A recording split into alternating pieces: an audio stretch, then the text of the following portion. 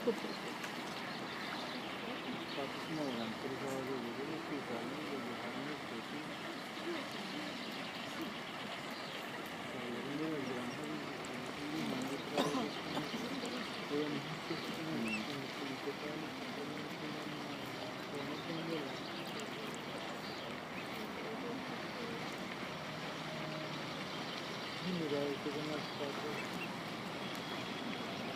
ist ja Wahnsinn, wie Wasserweisen sind.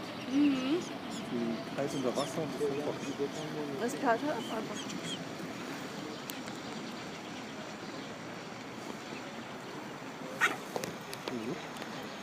Oh, Was denn? da kann der wie kaufen schon.